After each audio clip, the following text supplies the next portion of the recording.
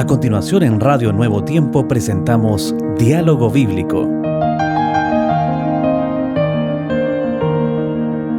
Muy bienvenidos, gracias por acompañarnos nuevamente en este su programa Diálogo Bíblico. Qué bueno es que esté con nosotros en estas lecciones de las cartas de Pablo a la iglesia de Corinto. La semana pasada estuvimos conversando acerca de cómo salirnos, cómo excluirnos, cómo sacar la inmoralidad de la iglesia. Y esta semana vamos a ver que hay otra forma de hacerlo también, mucho más hermosa, que Pablo va a entregarle a la iglesia. Cómo se puede huir de la idolatría también. Así que de esos temas vamos a conversar. Que el Señor los bendiga. Bienvenido, Pastor Jerez. Gracias, Raúl. Aquí estamos una vez más, siempre dispuestos a seguir comentando la palabra de Dios, estudiando esta epístola primera de Corintios. Ahora ya estamos estudiando el capítulo 8, 9 y 10. El capítulo 8 de esta epístola nos habla de lo sacrificado a los ídolos, que los hermanos, algunos compraban en la carnicería carnes que habían sido sacrificadas a ídolos, animales sacrificados a los ídolos, y los consumían porque ellos decían en su corazón, el animal lo creó Dios, los ídolos nada son, por lo tanto yo no le hago caso a nada, consumo la materia que sería ese alimento. Pero habían otros que miraban a estos hermanos y decían, pero ¿cómo puede estar comiendo algo que ya fue sacrificado a los ídolos? Están pecando, porque los sacerdotes que sacrificaban los animales se comían esa carne como una respuesta humana de adoración a los ídolos. Entonces el apóstol Pablo, él mismo sabía que los ídolos nada son y que esos sacrificios nada son. El animal no tenía culpa de esto. Pero él menciona aquí en el capítulo 8, verso 1, un texto que marca la pauta de cómo nosotros debemos guiar las cosas. En cuanto a esto, en cuanto a lo sacrificado a los ídolos, sabemos que todos tenemos conocimiento. El conocimiento envanece, pero el amor edifica. Ese es un tema que podría darnos para toda la semana, en realidad, eso del amor edifica, porque sobre todo está el tema. Pero mi pregunta es, ¿y cómo llegaba ese alimento a las casas? Lo que pasa es que tú lo mencionaste, que los sacrificios, ¿no es cierto?, se usaban, comían los sacerdotes, pero lo que sobraba ellos lo vendían y llegaban a las carnicerías. Y allí iba la persona, yo voy a decir la persona, que podría ser un hermano o no hermano, a comprar ese alimento y lo consumían en sus casas. Ahora, lógicamente que esto trae consecuencias porque uno puede hablar y decir, no, eso yo no lo como. Y eso es un pecado. Y Pablo lo enfrenta con esa palabrita que tú acabas de decir, porque el amor es lo... Claro. ¿El amor a quién? A ese hermano que está aprendiendo, que él incluso dice, unos hermanos son fuertes y otros débiles, dice. Son expresiones que él usa en este sentido, pero no les da garantía de ser mejores cristianos si no la consumen o la consumen.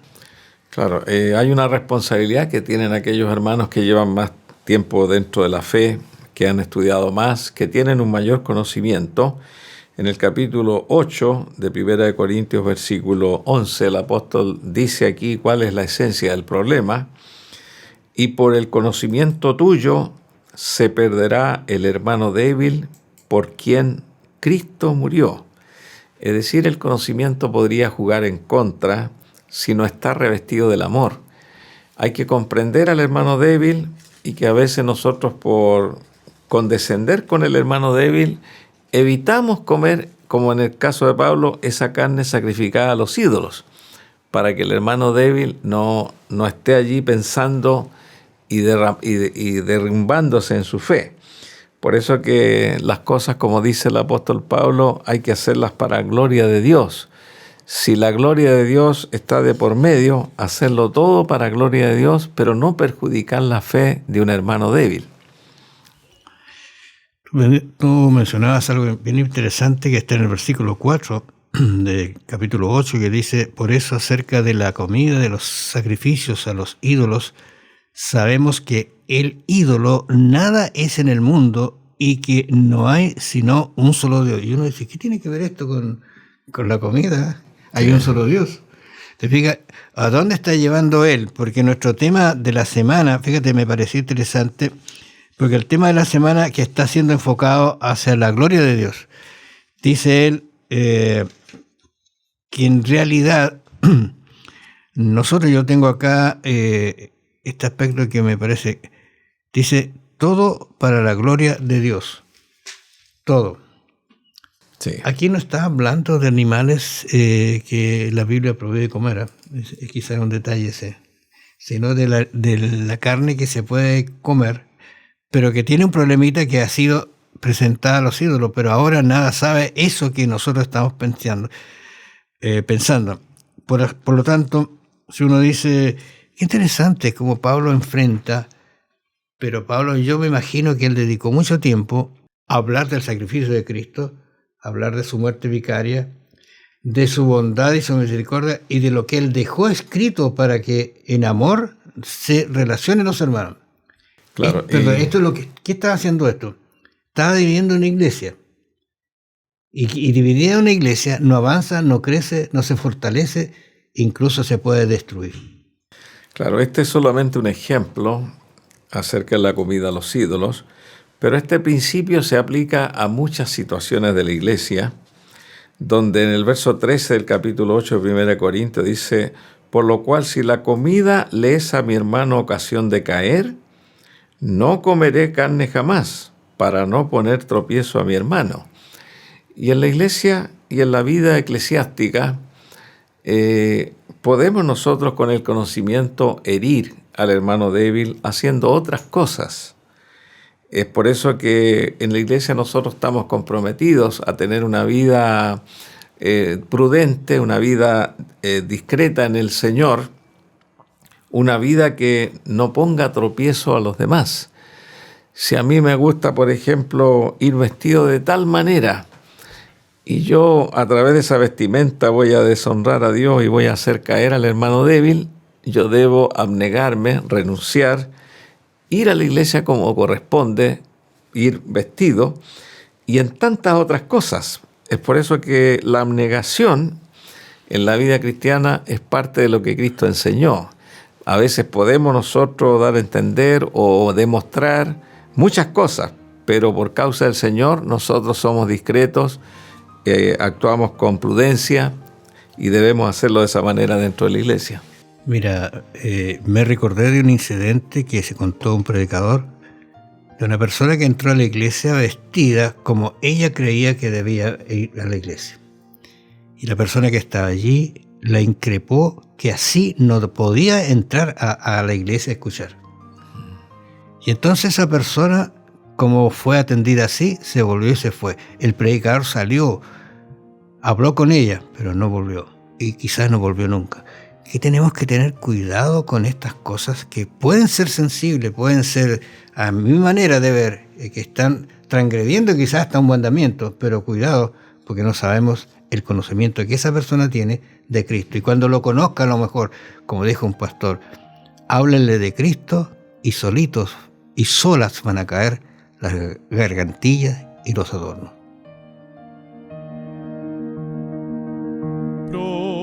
Una mañana Cristo aparecerá, hermano, pronto viene, pronto al mundo volverá, sí, sí viene, pronto al mundo volverá, pregunto yo a mi Dios, ¿qué debo hacer? ¿Qué debo hacer? Hermano, dilo, viene, viene, pronto al mundo volverá, hermano, pronto viene, pronto el tiempo de gracia acabará. Viene, pronto el tiempo de gracia acabará. Pregunto yo a mí ¿qué debo hacer? ¿Qué debo hacer? Hermano, dilo, sí, sí o sí viene. Pronto al mundo volverá, pregunto yo. A mi Dios, ¿qué debo hacer? ¿Qué debo hacer? Hermano, dilo, viene, viene. Pronto al mundo volverá, hermano. Pronto viene, pronto el tiempo de gracia acabará. Viene, viene, pronto el tiempo de gracia acabará. Pregunto yo a mi Dios, ¿qué debo hacer? ¿Qué debo hacer? ¿Qué debo hacer? Oh, mi Señor.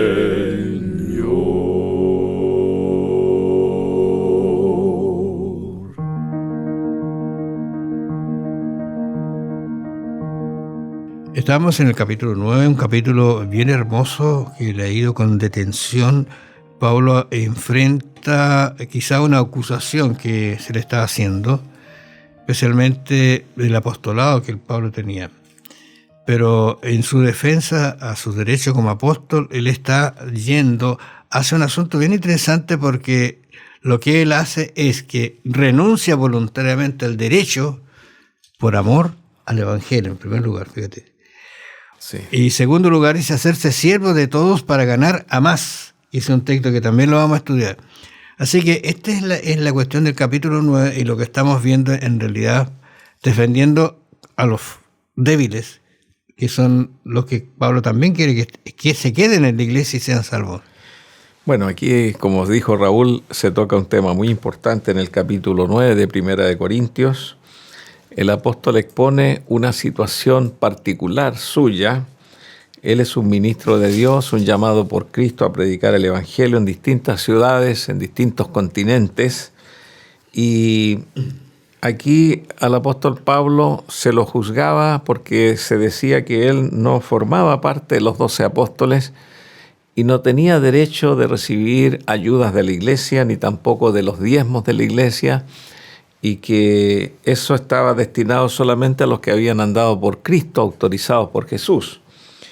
Entonces el apóstol Pablo, para no tener esos problemas, él dijo: yo renuncio a recibir esta ayuda de la iglesia, es por eso que me dedico a hacer tiendas de campaña, me sostengo a mí mismo, tengo un ministerio particular, y es por eso que él presenta en el capítulo 9 y dice en el verso 1, no soy apóstol, no soy libre, no he visto a Jesús el Señor nuestro, no sois vosotros mi obra en el Señor. Sí, para otros no soy apóstol, para vosotros ciertamente lo soy, porque el sello de mi apostolado sois vosotros en el Señor. Y él habla aquí del tema del matrimonio. El apóstol Pablo era soltero. Él decía: yo también tengo el derecho de buscar a una mujer para que sea mi esposa, pero no lo hago por causa del ministerio, porque él tenía que viajar de aquí para allá, de allá para acá, preocupado por la obra, a veces apedreado. Él no podía cuidar, no podía dedicar tiempo a atender a una mujer como esposa. La obra que Cristo le puso en sus hombros era una obra demasiado grande, demasiado alta, y él tenía que dedicarse completamente a esto. Pero él no está contra el matrimonio, él no está contra aquellos que se casan, como Pedro dice que se casó, y en realidad se casaron todos los apóstoles, como menciona la Escritura, todos tenían su matrimonio. Entonces, el apóstol dice aquí en el versículo 14 del 1 Corintios 9, así también ordenó el Señor a los que anuncian el Evangelio que vivan del Evangelio. Aunque a él le corresponde vivir de las contribuciones de la iglesia, él decidió renunciar por amor a la iglesia, trabajar gratis para Cristo, porque sabía que Cristo paga y Cristo realmente lo iba a bendecir en el ministerio que él tenía. Él va a colocar algunos ejemplos que son más prácticos para que los entiendan, porque ellos eran conocedores, especialmente los judíos, del pasado, de su historia, de lo que había pasado. Y él menciona algunos hechos interesantes allí en 1 Corintios capítulo 7. No sean idólatras, como algunos de ellos, según está escrito, dice, se sentó el pueblo a comer y a beber y se levantó para divertirse. ¿De qué está hablando Pablo allí? Le está recordando que en algún momento ese pueblo que era sagrado, separado, se hicieron ídolos, se levantaron a comer, a divertirse, y no era lo correcto dentro de lo que la iglesia necesitaba, pues estaban adorando a Dios, estaban colocando una persona o un ídolo antes de que Dios. Ni practiquemos la inmoralidad sexual como algunos de ellos la practicaron y en un solo día cayeron 23,000 personas. Claro, el apóstol está tocando en este capítulo que tú estás leyendo, capítulo 10 de 1 Corintios, está amonestando a la iglesia, amonestándonos a nosotros también. Él habla de que el pueblo de Israel en su pasado en el desierto, todos estuvieron bajo la misma nube, fueron bautizados en el mismo mar, dice, comieron el mismo pan espiritual, bebieron la misma agua de la roca que era Cristo.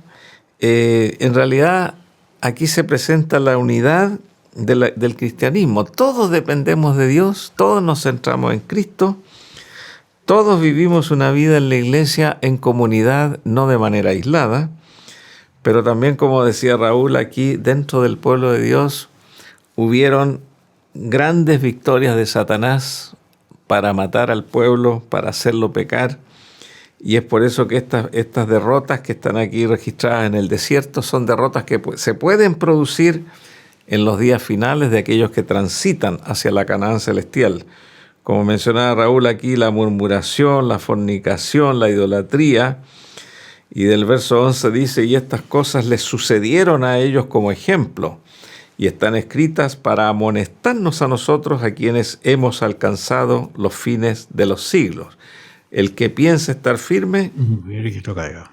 Mire que no caiga. Sí. Mira, me hace recordar algunos hechos que se está mencionando Pablo y que se menciona también la importancia que tiene una iglesia, una comunidad que sirve de ejemplo a otras personas, porque desde afuera nos ven, nos miran, y si nos ven actuar, incluso Pablo lo dice, peor que nosotros, entonces ¿quién va a querer entrar en un lugar así, donde se habla del amor, del Cristo crucificado, del que nos redime, que nos quiere llevar al cielo?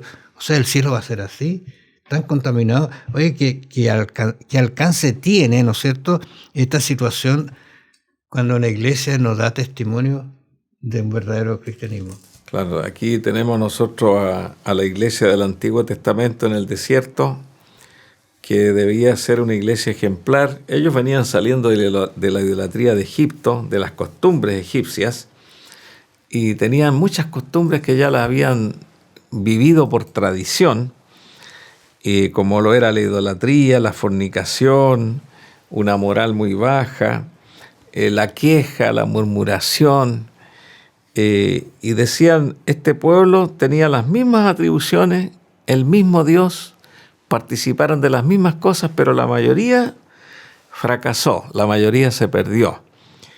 Y en cambio algunos salieron triunfantes, como en el caso de Josué y Caleb, que fueron los únicos que pasaron esta prueba. No significa que los demás todos se perdieron, murieron en el desierto, pero perdonados por Dios también. Pero eso es un ejemplo para nosotros. Oye, qué recuerdo hace Pablo aquí, que tú lo mencionabas también. Todos, dice, estuvieron bajo la nube, todos bebieron la misma bendición de Dios, se alimentaron, digamos, con Dios. Sin embargo, Dios no se agradó de la mayoría de ellos, pues quedaron postrados en el desierto. Algunos se quedaron para no levantarse, pero otros entendemos que se arrepintieron y resucitarán.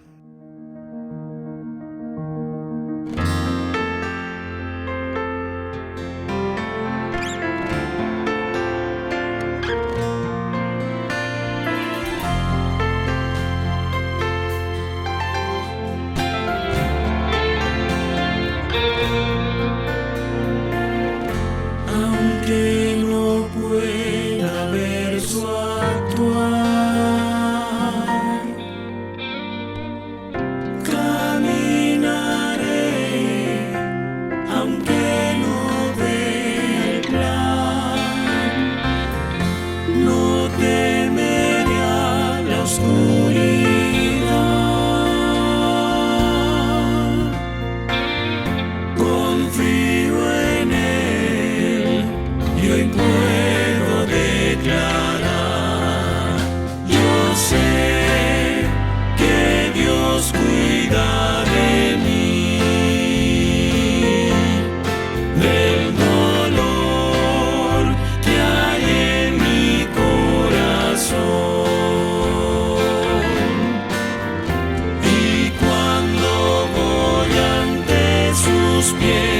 descanso en su amor, porque sé que Dios cuida de mí.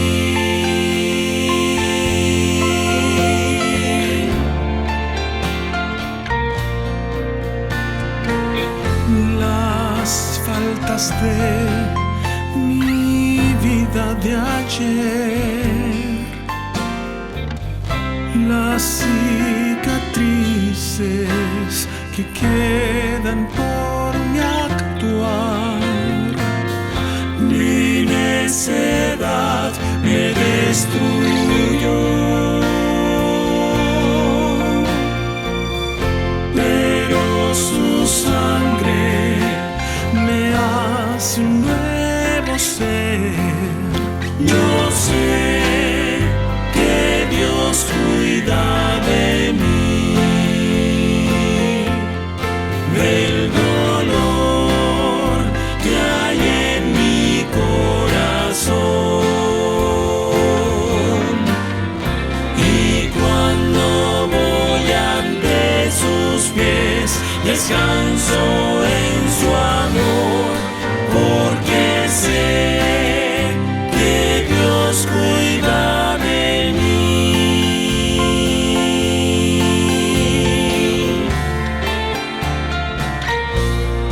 Y cuando voy ante sus pies, descanso en su amor, porque sé que Dios cuida de mí.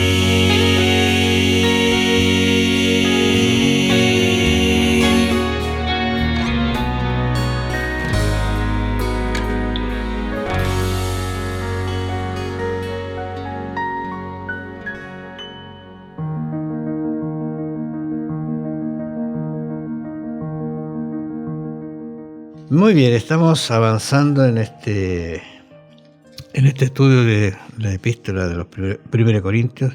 Vamos a conversar acerca de las advertencias contra la idolatría. ¿Qué es lo que es idolatría? Es un ídolo que no es Dios, voy a decirlo así.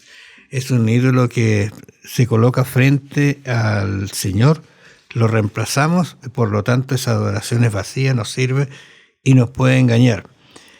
Pablo está tratando aquí en 1 Corintios la problemática de ese 1 Corintios 10, 5 al 22. Sin embargo, Dios no se agradó de la mayoría de ellos, pues quedaron postrados en el desierto. ¿Por qué?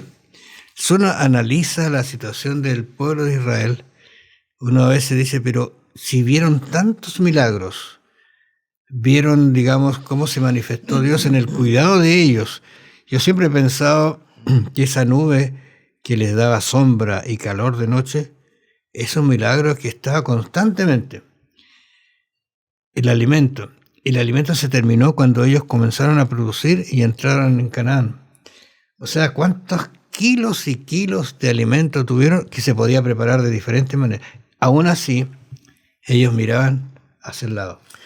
Sí, el tema de la idolatría para algunos, y juzgamos también al pueblo antiguo de Israel que adoraba ídolos hechos de manos por artistas que los adoraban, pero los ídolos son más que eso.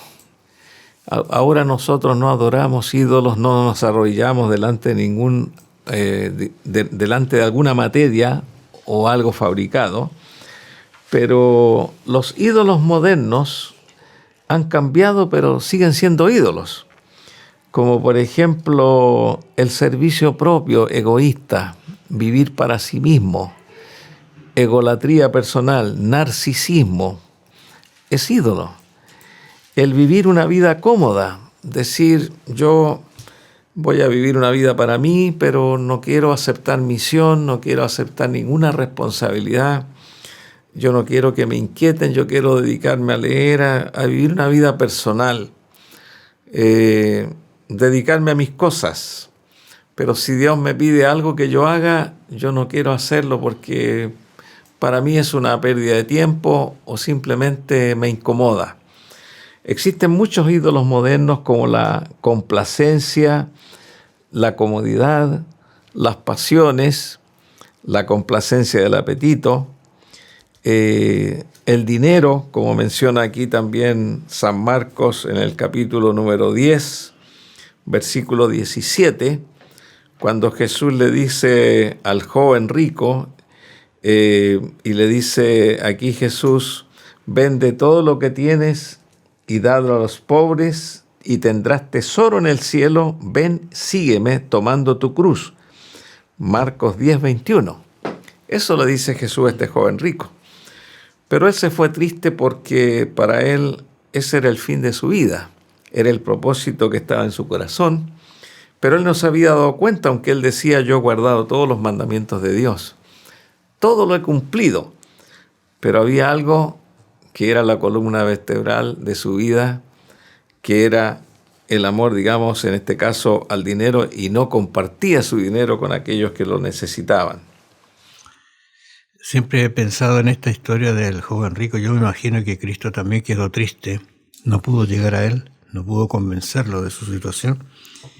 Y a veces puede pasarnos a nosotros también, que nos hacen advertencias, Dios envía quizá personas a hablarnos, o se escucha un tema, un sermón, y hacemos oído ciego, sordo, para decirlo de una manera, a esa advertencia. Pero que bueno que estamos estudiando estas cositas para que nosotros nos levantemos, estemos más atentos y nos involucremos en la misión, en la actividad de la iglesia, que es la que nos va a llevar, digamos así, a ser, voy a decir así, más activos y deseosos de que esto se termine y que venga lo que Dios ha prometido. Tú leías allí, ¿no es cierto?, Marcos 12, donde dice, se le acercó, no lo escribas, oidor a discutir, dándose cuenta de que Jesús había respondido bien y le dijo, ¿cuál es el primer mandamiento de todo? Estas cuestiones que aparecieron con Jesús, ¿no es cierto?, no eran para, y este es el gran problema, no eran para saber, tener conocimiento, sino eran para molestar, sacarlo de quicio a Jesús y hacerlo caer en pecado. Sí, y precisamente en esa pregunta Jesús aprovechó de dejar las cosas muy claras. Como por ejemplo dice Jesús en el verso 30, dice en el verso 29. Dice, el primer mandamiento de todos es, oye Israel, el Señor nuestro Dios, el Señor uno es. Esa palabra uno es también se puede transcribir según el idioma hebreo, primero es. Nuestro Dios está primero. Nuestro Dios es uno. Ellos tenían muchos ídolos allí en la antigüedad, pero Dios es uno. No nos confundamos. Es un solo Dios del cual dependemos, al cual nosotros oramos, al quien adoramos, y no estamos nosotros adorando a ningún otro Dios, sino solo uno. Esa es la fuente de nuestro sostenimiento en la tierra, la fuente de nuestra fe. Y luego dice, amarás al Señor tu Dios con todo tu corazón, con tu alma, con tu mente, con tus fuerzas. Este es el principal mandamiento. Quien ama a Dios de todo corazón tendrá una vida distinta porque pondrá a Dios en primer lugar. Y el segundo es semejante al primero, amarás a tu prójimo como a ti mismo, y no hay otros mandamientos mayores que estos. En otras palabras, aquí está hablando de la importancia que es pensar en el prójimo, de no vivir una vida centrada en sí mismo, una vida egoísta. Y el egoísmo es la principal idolatría. Pero cuando la persona aprende a pensar en los demás, a preocuparse por los demás, a ayudar a los demás, empieza a vencer esa idolatría personal que está dentro de cada persona. Tú mencionabas estos antecedentes de Dios es uno, ¿no es cierto?, que se habla, que se predica. ¿Sabes tú que estas palabras se pronunciaban en los cultos de la mañana y de la tarde en Israel?